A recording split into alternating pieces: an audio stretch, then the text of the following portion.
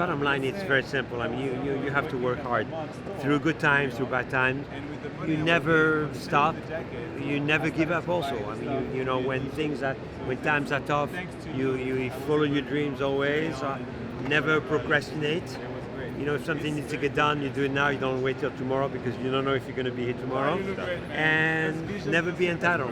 Yo, what's good, guys? Hope you guys are doing well. Welcome back to my channel. I'm Brema, and in today's episode, we'll be visiting Las Vegas for Magic Trade Show.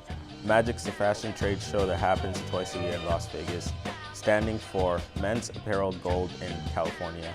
This fashion marketplace showcases men's, women's, and children apparel, footwear, accessories, and manufacturing resources from around the world. Hope you enjoy this episode.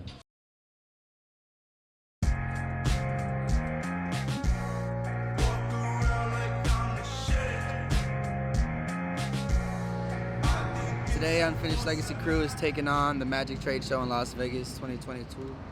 We're here making a pit stop, getting some gas. Everybody way too dramatic.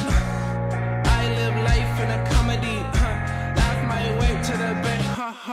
Broke as a joke, it's alright with me. I'ma be okay one day. We're gonna be handing out some t-shirts. We got some pins and some sticker packs. We're gonna see what people think about our stuff, even though we're not here to show off, you know, but we gotta show off a little bit.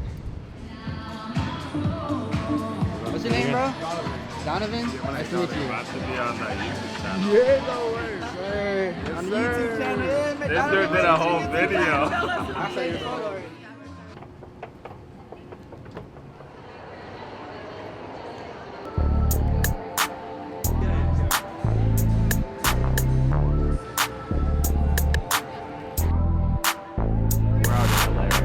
Y'all did the shit with the shirt on the pole and shit, bro. Y'all going crazy, bro. Everything was easy? Yeah, it was Right, easy. The drive was like probably the most. How long? A little 4-hour drive. it's not bad. I've been driving like 32. You guys drove to Wisconsin?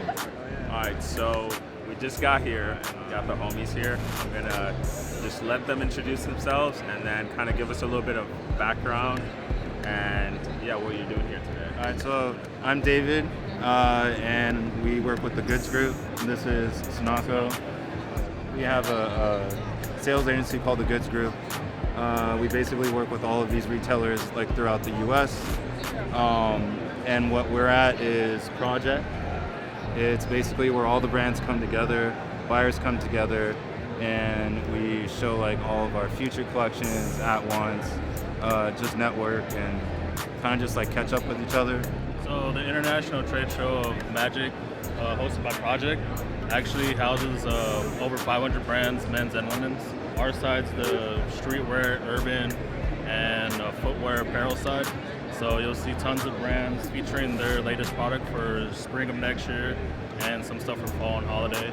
Project is pretty good for a new brand. You don't know anybody. You want to get your foot in the door.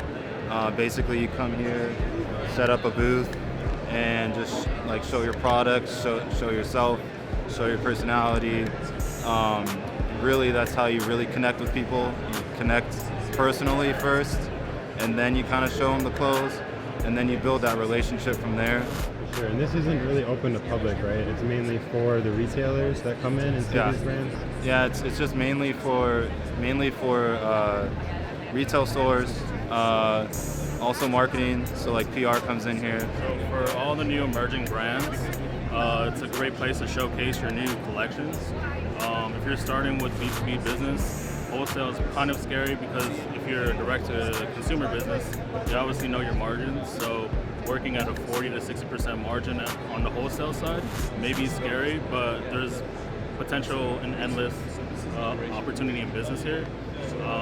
We give the ability to reach out to like 5,000 plus retailers, including big box retailers, and the exposure in that itself can blow up a brand or give you the opportunity to meet people that you would normally not be able to meet or have to cold call. So that's the beauty of this, is being able to shake people's hands, and with everyone, how the world is now, everyone's digital, but this is a really like hand-to-hand business shake on the business side. So and we're just trying to go crazy, kind of go bigger and better. You know what I'm saying? So out here trying to connect, see like what we can do to kind of elevate what we're doing now. You know what I'm saying? Like getting into the wholesale has been a process for us. And it's something that we've always considered, but wasn't sure like if it's meant for us. You know what I'm saying? Because we do a lot of DIY and like direct-to-consumer type stuff, and our pop-up events. You know, really specific about like how we engage with the audience. You know, so Take a couple, man. so let me get the angles. I have a clothing store in Rochester. Oh, word? I emailed you actually for your brand. I would love to carry your brand as well. Do you have a card, or I don't, just reach out back again and I'll make sure, because we have a sales email now. We're here with Dead and Cool, showing our fall winter 22 and in our spring summer 23. What brought us here is obviously the love of fashion, bringing quality denim and giving people what they want, offering different fits. Making it in the USA and LA is kind of what inspires us and pushes us to bring quality denim to the market. I've been in the streetwear industry for 10 years, and my name is Amori Torres. If you have any advice for any like up and coming brands on getting into like wholesale or anything like that, Sure, yeah. I mean, as far as wholesale, man, just keep on pushing. It's all about numbers in wholesale and distribution. The most important thing is being marketable in these stores, and never giving up on your dreams, right? What would you say that is to kind of stand out and being marketable in a store? Like, how can a brand do that? Wow, that's a very good question. I would say just being yourself, and it's kind of redundant and kind of oversaid in a way, right, in our market, but every designer brings a special tool to the table, and with that being said, each designer should just follow their own path and do what they like, right? Definitely. Because that's the reason why we wear clothes, is for the love of it, right? Yep. And the story too, like which you mentioned earlier. And expresses out and helps us express ourselves, right? Yep. Hell yeah. Dude, nice to meet you. Awesome, man. You, Thank Hell you. Yeah. Hell yeah.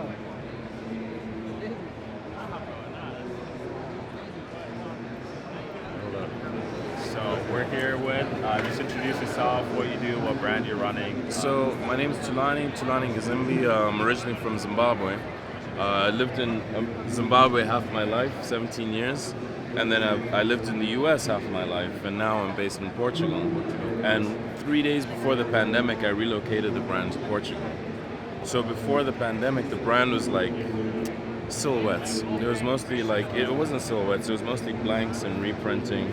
And I tried to make my own stuff, some of my own stuff in LA, but development was crazy. Everything is self-funded. And then right before the pandemic, it was weird, man, like some crazy signs led me to Portugal. And I went out there, knew one contact who said to me, if ever you're in the north of Portugal, hit us up and we'll like make things happen, and our family was in business. And I did that. And the crazy thing is we started off with sweatpants in, June of 2020? And now it's like blown up. Now the eyewear is there, the shoes are there, the boots. All of this is stuff that I designed. With these, I worked with a very talented designer. Her name is Ali. Shout out to Ali. And then all this other stuff is stuff that I design as well. And now, because we're working in Portugal, all the factories we work with, they actually make their own fabric. So we're able to not only make our own fabric, so all these pieces start off as just a spool of thread, and then I watch them literally go from thread to them becoming like a garment, and then going to become like cutting, knitted and cutting and so on. Yeah. Yeah, that's super cool. So, wow, only like 2 years, right? 2 years? Yeah, it's crazy. Wow. The brand's been around since 2014. But really, like, what the brand has become now is about 2.5 years old. And it's kind of nuts, right? Yeah, that's wild. Well, thank you so much for sharing your story with us. No doubt, man. I want to grab some of these. No, please, for sure.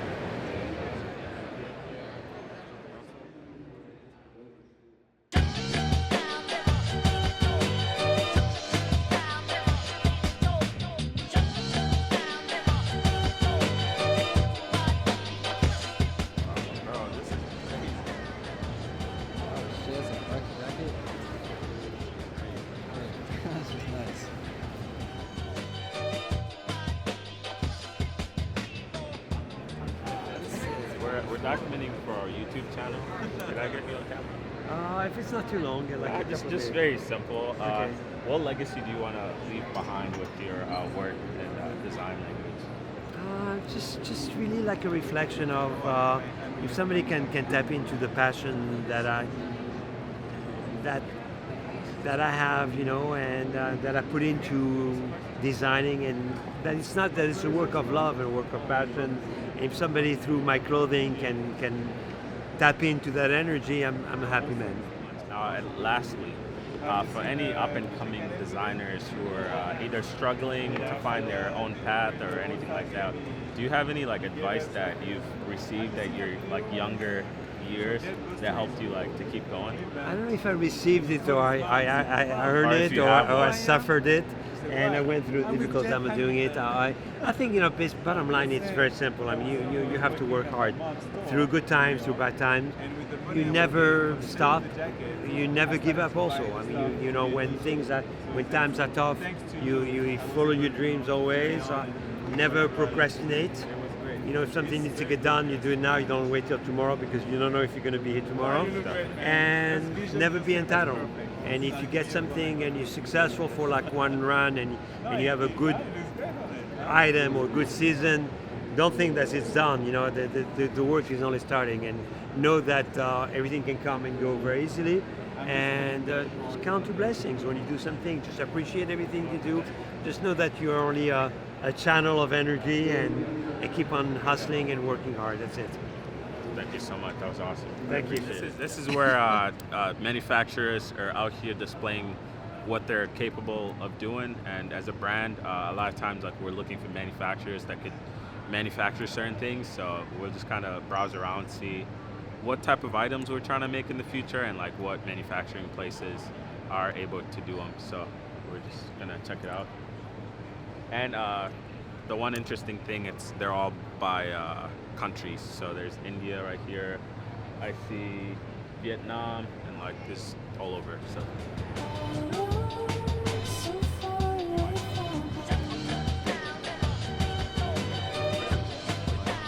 For this wallet.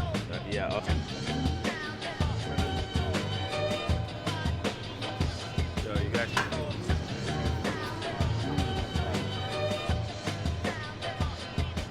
Minimum So we're here. We came. We saw. We conquered. A lot of good networking. It was dope to see some people who recognized us.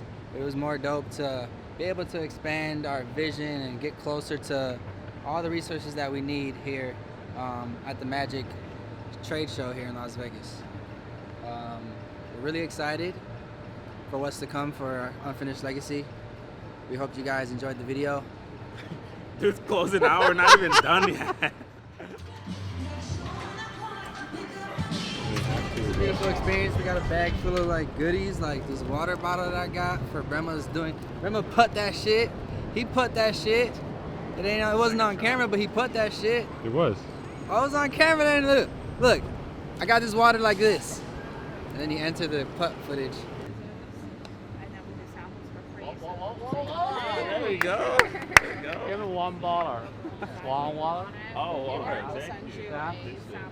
And then I got the water.